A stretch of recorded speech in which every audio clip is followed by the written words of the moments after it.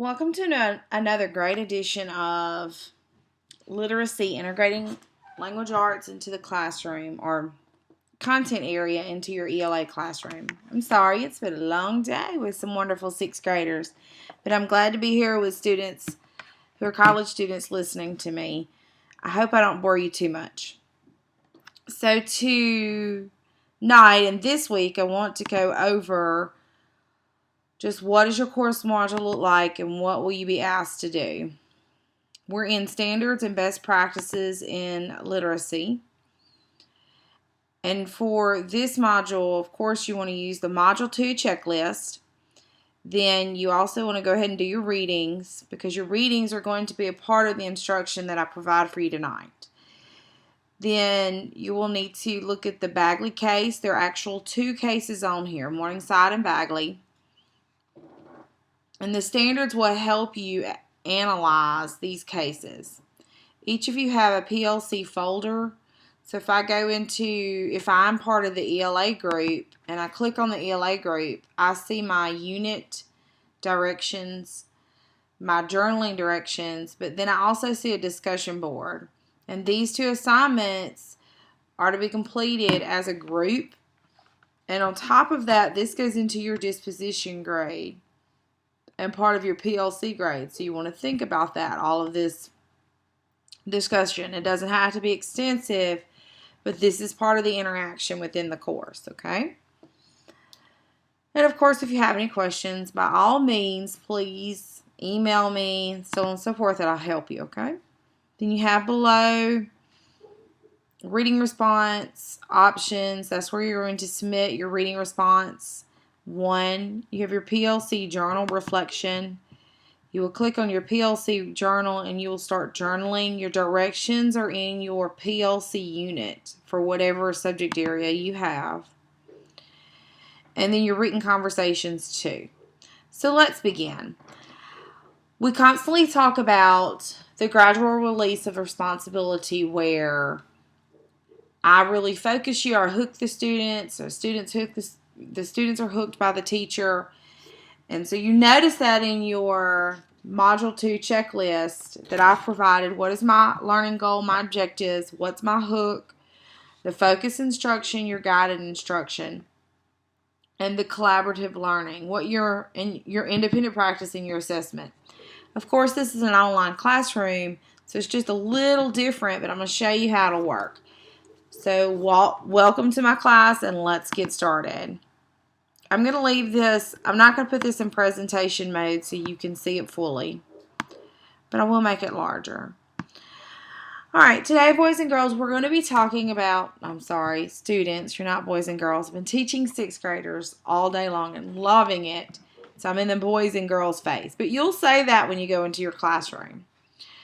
So today, students, we're going to be learning about the standards of literacy and the best practices in literacy. I'm going to be doing this through several exercises, but let's look at the objectives today. You want to build a rapport strategies, and that's what we're trying to build right now, of not just organizing and managing your language arts curriculum, but also how to teach and assess literacy. And then you also want to help identify any goals or objectives that the state and local national standards have, and that's what we're going to be looking at. So let's focus. What is essential? Our learning goal today is that we're actually going to cite examples of best practices in literacy education, and we're going to look at some examples through cases. So think about this question. What does the literature say on effective literacy teaching? And you've read 4 quality pieces on what does the literature say. Let me actually model for you how I brainstorm this reading. So I've taken this article and I went ahead and read it, and I used what good readers do, and I tracked my inner conversation. I made marks. I actually went through and highlighted what was important. I asked questions, and then after that I decided, let me go ahead and break out what's very, very important. So I made you an anchor chart, and this is how I created an anchor chart. And if you're unfamiliar with PowerPoint, you can use Word, so on and so forth. You can create your own anchor chart. But I use SmartArt. And I use relationships, but just converted it to what I needed to. You can use whatever you want to as far as your anchor chart. But this is how I made an electronic anchor chart. I know that Maloch, Beth, I don't know why I want to say he, Beth and Boomer, Randy, he actually, or they both actually looked at informational text. And so I took away some 3 critical aspects of what do informational text really help. So when we talk about informational text, we know that informational text is really necessary for critical thinking. Necessary for critical thinking in both primary and secondary classrooms. A lot of research out there has said that informational text is only in the prevalent in the secondary classrooms, and it needs to be within all the classrooms. We know that informational text, they actually create a text-rich environment for your classroom that sparks student motivation, motivating students to read.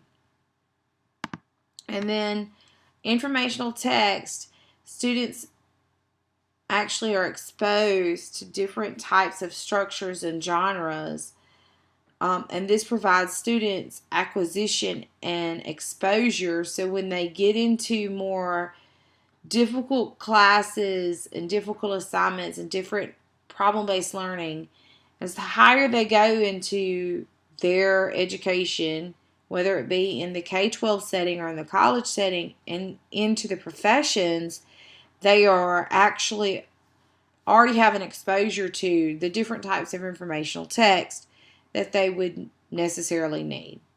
So, what I would like for you to do now is work together with your PLC team and discuss. I've already assigned every group, a reading that we've had for this week. I want you to discuss in your discussion board to actually brainstorm your assigned reading. For example, math group, you're looking at Allington. The social studies group and the science group, you're looking at the Brock reading assignment. And ELA, you're focusing on the IRA reading.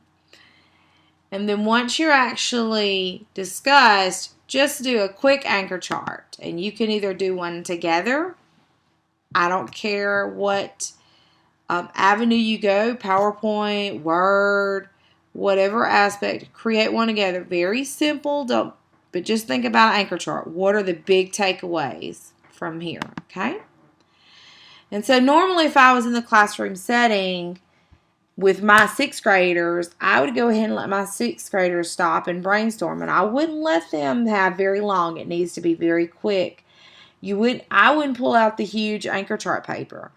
I would get a long sheet of manila paper and let them just go at it. Alright, so today I want us to look at a case of the Bagley Elementary School in Pennsylvania. Watch me as I think aloud about the case and make connections about the key aspects of literacy instruction. Notice students, that I am not here to analyze what the teacher is and isn't doing in the classroom. I am focusing on what are some key aspects of literacy instruction. So watch me. I noticed when reading this text that the school is situated is a rural school, and so it must be in a rural area. It houses kindergarten through 6th grade. Miss Weatherton, she teaches 5th grade. It did mention a colleague that also helped, but it looks like they focused more on Miss Weatherton. The time is during April. And this should be about the 4th 9 weeks of school. And then I also noticed as I was reading this part that Miss Weatherton used whole class discussion for 2 chapters, chapters 9 and 10, of a novel that they're actually reading. And they are currently reading Walk Two Moons. So let's continue. Morgan. Maybe they care, but they are just too many kids. I agree. It would really be hard to raise that many kids. Well, and this is Miss Weatherton. Well, let's take a look. On page 46, how did the author describe the house? Students locate the page. Complete pandemonium. What do you think that means? It's easy to tell. The book says reading from the text. And here's what the text says. So what do I know? And remember, we want to focus on the aspect of the key aspects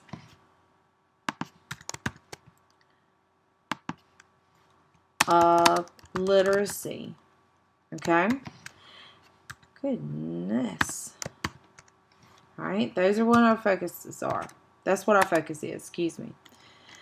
And so when I actually look at this, I see that Miss Weatherton, she is, I'm going to call her for Miss W. Miss W is inviting students to discuss openly. So she really hasn't provided them much of a question.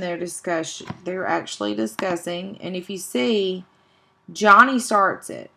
I have a question. I wanted to discuss why Mary Lou's parents don't care as much. So Johnny actually started it. There's that discussion. So she has open discussions. But she prompts. And she prompts students. And what is she prompting students to do? Well, she's prompting students to students are prompted to dig deeper into the text by asking questions like, what do you think? And she also asked here, she said, how did the author describe? So how did the author describe? So it's very open-ended here. And so it's almost like it's a free conversation, or what we call a Socratic. Okay? Well, let's take a look at this page, at this section. Miss Weatherton said, good, you found some context clues to help us understand what the author means by complete pandemonium. And we know that often we can find context clues. So what she's doing is Mrs. W is leading into content, or what we call, not content, but academic language. And she is actually using the words context clues. So when she begins her instruction, she can pull these words, and then she gives a meaning of how readers use context clues. And then the conversation continues. Maybe Mom was on top of the garage to escape all the jumping around. I think they had a few basic rules to follow, but not too many. I agree with Castle. The parents had some rules, but pretty much it was just do whatever you want. But why was Mr. Finney in the bathtub with his clothes on? And then Cassie says, that was my question too. Was there water in the tub? And they laugh. But this little snippet shows that Miss W has modeled, I'm going to say has already modeled, guided, modeled and guided students to discuss in a Socratic seminar or session. And so that means when I say discussion, when we say Socratic, that means the students are, so it's student-led in Socratic. And we know this.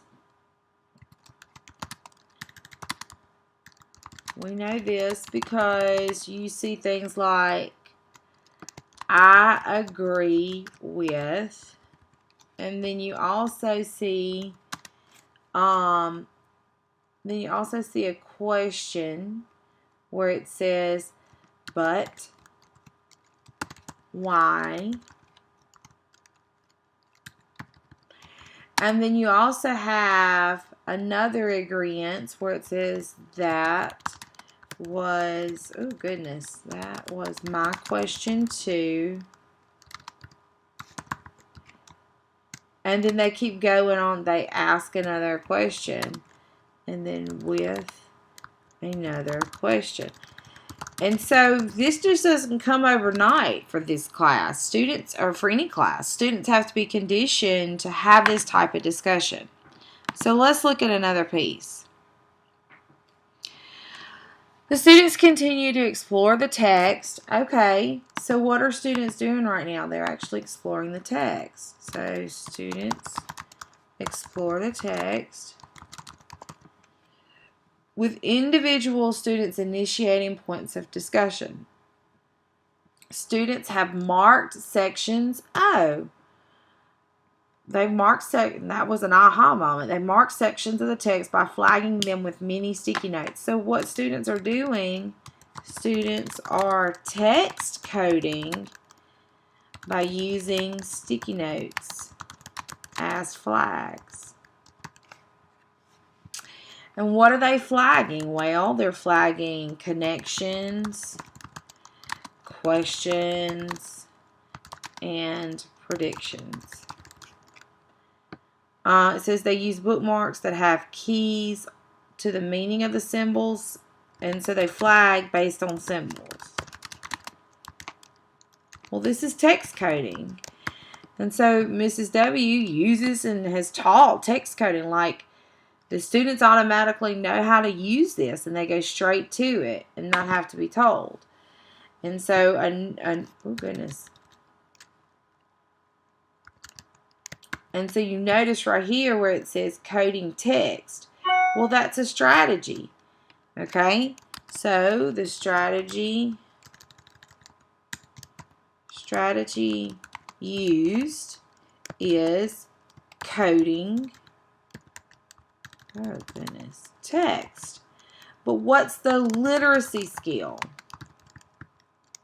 What's the literacy skill? Well, they're being able to infer based on connections,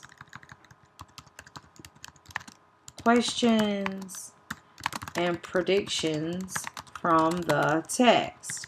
So students can actually make connections, and they can infer what does something mean in a text. They're asking questions, prompting their thinking to continue to infer, and they're predicting. Okay? Now, as a teacher, I would move from modeling, what I just did, to guided instruction, where we do the same things together, but the same discussion or think aloud together, but I'm no longer doing the think aloud. The students are actually going to do the think aloud. You are guiding them. That's why it's called guided instruction. So being the teacher, if I was in a classroom setting, I would say, okay, and so you would change the I to a you. What do you know? And you would ask the students, and so this time, students would begin to, you can come to chart paper, come to the chart paper, however you want to, or I do sticky notes on the smartboard.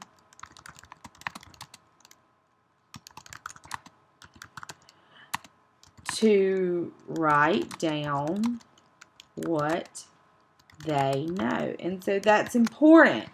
And so not only are students doing it here in this section of the text, but then it changes. It's no longer about I. It's no longer about I because the teacher is moving. It's now about you do it. And I'm guiding you. So if there's a misconception, let's say, because there was a really good one here. Here you would say that Mrs. W reminds them that the expectations for participation in breakout groups that everyone participates equally and takes 5 or more turns to share thoughts and ideas. Well, we can easily say that it would be easy for us to critique that. I'm sorry, that's my puppy. It would be easy for us to critique, oh, well, that's too many times. No, we're not here to critique. So if I had a student, if one of you had said that, I would say, okay, let's back up. Why do you think that way? I would prompt them and I would say, well, boys and girls, what do you think? And they would say, well, no, we're not here to judge, critique. We're here to examine what is the literacy strategy. And so you want to prompt the students, just like Mrs. W actually goes through and prompts her students to think and question. And so you would do the same here. And again, we're moving from the I do, what do I know, to it's now what do we, or what do you know? And we're really working together as a class. And don't just let the people who are constantly raising their hands come up. You want to pick those sage on the stage. So it's a great idea to draw popsicle sticks with names. Sometimes I use a little checklist where students share, and I either put a plus or minus if they have it. Plus if they have it, minus if they don't. And we move through. This is a great formal assessment. And the same thing here. It's no longer I know, it's what we know. Now, of course, this was a little bit lengthy. And remember, when you teach, you want to give yourself about an hour. It's an hour lesson. So you want to be mindful. So doing this and playing this out in your head and actually running through it. When I teach, I stand in front of my classroom with no students in there and I'm going through, okay, how do I want this to go? Okay. Does that take a lot of work? Yes. So then at the end, we get to these questions for discussion. And it's really interesting that it gives us a little summary of the case. She uses comprehension, and it has 3 qualities of what is an excellent teacher. And it goes through and actually tells you that she recognizes, we can actually recognize that there is instruction tailored to individual students. She has whole class instruction, and then she moves down to equal participation, and they break out into smaller groups. And then we actually come into where she's coaching some in her classroom.